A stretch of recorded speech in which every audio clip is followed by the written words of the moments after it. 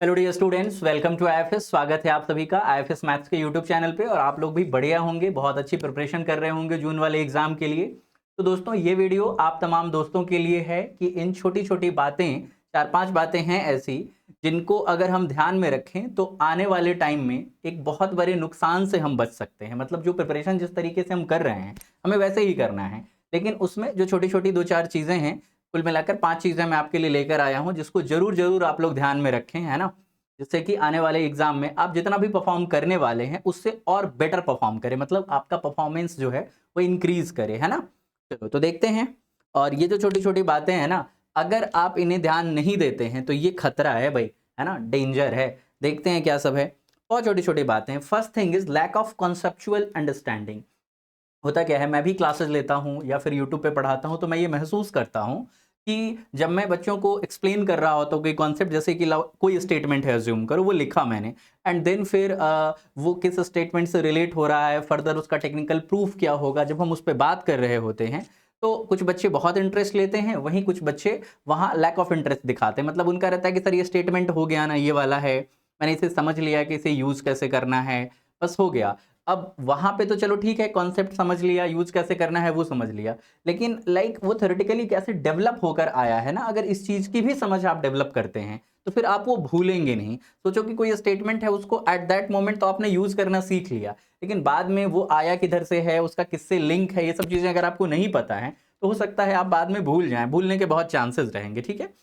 तो जो भी स्टेटमेंट आप पढ़ रहे हैं, सारे नहीं, 100 में से कम 90 स्टेटमेंट तो ऐसे जरूर रखें कि उसका प्रूफ भले ही आपको याद ना हो, बट एक बारी उसे गो थ्रू जरूर अच्छे से समझते हुए होइए। उससे फिर क्या होगा कि हो सकता है आप प्रूफ भूल जाएं, लेकिन उसके पीछे का जो इंट्यूशन है, जो आइडिया है ना, वो चीजें आपको याद रहने वाली हैं, ठीक है।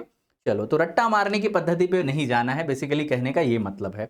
आगे चलते हैं। अगला है इनसफिशियंट प्रैक्टिस। मतलब हमने थ्योरी कितनी भी अच्छी लगा ली हो, है ना, जैसे कि आप अगर क्रिकेट खेलना चाहते हैं बहुत अच्छा, और आपने किताबें बहुत पढ़ ली क्रिकेट की, है ना, वीडियोस बहुत देख लिए क्रिकेट के, बहुत सारे क्रिकेट मैचेस देख लिए, तो क्या उससे आप बहुत अच्छे क्रिकेटर बनेंगे? बिल्कुल नहीं बनने वाले। तो उसी तरीके से आपने बहुत अच्छी थ्योरी पढ़ ली, लगभग सारे स्टेटमेंट के प्रूफ का एक रफ आइडिया है आपके पास, थ्योरेटिकल डेवलपमेंट कैसे हुआ है वो सारी चीजें पता है आपको, लेकिन इसका मतलब ये बिल्कुल नहीं होता कि आप जो क्वेश्चंस आपके सामने आएंगे उनको आप बहुत अच्छे से डील कर पाएंगे। उसके लिए आपको क्या करना होगा? प्रॉब्लम्स की प्रैक्टिस करनी होगी। तो जो प्रीवियस ईयर क्वेश्चंस हैं, चाहे नेट के हैं, पहले तो उसे ही करना है, एक्स्ट्रा टाइम रहे तो एनबीएचएम टिफार के भी प्रीवियस ईयर क्वेश्चंस को लगाइए आप, एंड देन ये सब चीजें भी कर लेते हैं, देन फिर आप टेस्ट, मॉक टेस्ट, इस पे रिलाई करें और खूब सारा टेस्ट और मॉक टेस्ट दें, और प्रीवियस ईयर क्वेश्चन के तो एक एक ऑप्शन को डीपली एनालाइज करके सॉल्व करें। कहीं से भी सॉल्यूशन का जुगाड़ कर लिया, उस मेथोडोलॉजी से नहीं करना है आपको, ठीक है। चलो, फिर आगे आते हैं स्किपिंग रिवीजन। तो दोस्तों, नई चीजें सीखना जितना जरूरी है ना, उससे भी कहीं ज्यादा जरूरी क्या है कि जो चीजें मैंने अब तक सीखी हैं उसे याद रखा जाए, है ना। क्योंकि हम नई चीजें सीखते जा रहे हैं और पुरानी चीजें भूलते जा रहे हैं, तो एग्जाम से 8-10 दिन पहले तो आप फ्रस्ट्रेट ही होने वाले कि अरे यार मुझे तो कुछ याद ही नहीं है ना। तो अगर आप चीजों को रिवाइज करते चलते हैं ना, तो जैसे कि अज्यूम करो कि लाइक आप कोई नोटबुक ऐसे रिवाइज कर रहे हो, वैसे तो मैं कहता हूँ शॉर्ट नोट्स रिवाइज किया करो, बट चलो अगर आप नोटबुक भी रिवाइज करते हो, अज्यूम करो कि 100 पेज का नोटबुक है। वैसे प्योर मैथमेटिक्स का कोई टॉपिक 100 पेज में उसका नोटबुक खत्म नहीं होगा, अज्यूम करो 100 पेज का है। तो फर्स्ट टाइम अगर आप उस 100 पेज को एक बार थ्योरी पढ़ के एंड देन फिर रिवाइज करने जा रहे हो ना, तो फिर क्या होगा, हो सकता है कि उस 100 पेज को रिवाइज करने में आप चाहे आधा दिन लगा दो, कभी कभी पूरा दिन लगा दो, लेकिन वहीं अगर दोबारा करने जाओगे तो वो 2-3 घंटे में कर लोगे, तीसरी बार करोगे तो 1 घंटों में, और यही बार बार जब होगा ना, तो एक मोमेंट आएगा कि आप सिर्फ पेज पलटोगे, ये हो गया, ये हो गया, ये हो गया। तो ये चीजें कब होंगी? जब आप बार बार करोगे। और एग्जाम के लास्ट में ही अगर आप रिवाइज करने जाओगे तब तो फिर तो एक ही चीज में घंटों घंटों लगा रहे हो और फिर फ्रस्ट्रेशन में जाओगे, डिमोटिवेट हो जाओगे, है ना। तो वो चीजें नहीं करनी है हमें। फिर है प्रोकास्टिनेशन। मतलब ये लेट लतीफी जो होती है ना, कि मजा नहीं आ रहा, मतलब मन नहीं कर रहा। तो आपके मन करने से नहीं नेट के एग्जाम का क्वेश्चन सेट होने वाला है, नहीं आपका रिजल्ट आने वाला है। आपका मन ये कर रहा है कि जेआरएफ हो जाए हमारा, और उसके लिए जो चीजें करनी जरूरी है उसका मन नहीं कर रहा, तो फिर सीएसआईआर को भी कोई मन नहीं करेगा कि हाँ आपका रिजल्ट जो है क्वालिफाइड में दिया जाए, है ना। तो ऑब्वियस ही चीज है कि प्रोकास्टिनेशन से बचें आप बहुत छोटे समय तक के लिए। सीएसआई नेट जेआरएफ को अगर कोई बच्चा जिसका बेसिक्स ठीक है वो 6 महीने ईमानदारी से तैयारी करे, और जिसका बेसिक्स ठीक नहीं है और वो मेहनत करना चाहता है, तो भी चांसेस है कि फर्स्ट अटेम्प्ट में वो नेट ले आए, और 1 ईयर का अगर ड्यूरेशन दे देता है स्टूडेंट तो जेआरएफ तो तय ही है, अगर वो ईमानदारी से काम कर रहा है तो। इस लेट लतीफी से बिल्कुल बचना है, क्योंकि आप अगर जैसे कहीं लेक्चर ही ले रहे होंगे, अज्यूम करो आप आईएफएस में पढ़ रहे हैं, और आज जो फैकल्टीज ने पढ़ाया, मैं तो हमेशा रोज ही कहता हूं कि आज की चीजें आज ही रिवाइज करो, आज ही उसके शॉर्ट नोट्स बनाओ और खत्म करो इस चीज को, है ना। तो अगर आज का सोचोगे कल, तो कल वो ज्यादा हो जाएगा, है ना। और फिर वो इतना ज्यादा हो जाएगा कि लाइक आप कर नहीं पाओगे, पहली चीज है। दूसरी चीज क्या होती है, सेम डेट की चीजें सेम डेट पे ना कंप्लीट करने का, कि अज्यूम करो कि कल मैंने कोई थ्योरी पढ़ाई आपको और उससे रिलेटेड कुछ क्वेश्चंस वगैरह कराए। अब आज मैं कोई थ्योरी डेवलप कर रहा हूँ और उससे रिलेटेड कोई क्वेश्चन बता रहा हूँ आपको। अज्यूम करो कि वो क्वेश्चन का सोल्यूशन आप नहीं दे पा रहे हो, या फिर सोल्यूशन छोड़ो, आप सोच नहीं पा रहे हो, तो आपके मन में एक थॉट जरूर ही आएगा कि शायद मैंने कल का लेक्चर ठीक से अटेंड नहीं किया, ठीक से रिवाइज नहीं किया, इस वजह से मेरा ये क्वेश्चन सॉल्व नहीं हो रहा, या ये थ्योरी मैं नहीं समझ रहा। हो सकता है ऐसा कि उसका उससे कोई लेना देना नहीं हो, लेकिन मन में एक थॉट तो आता है ना, कि क्या पता शायद कल वाले से रिलेटेड हो और मेरे समझ नहीं आ रहा, है ना। तो अगर हमने रोज का रोज रिवाइज किया हुआ है, रोज का रोज पढ़ा हुआ है, कोई लेट लतीफी नहीं करी हुई है, तो कम से कम ये तो क्लियर है कि ये रीजन तो बिल्कुल नहीं है कि पुरानी चीजें मुझे नहीं आ रही है ना।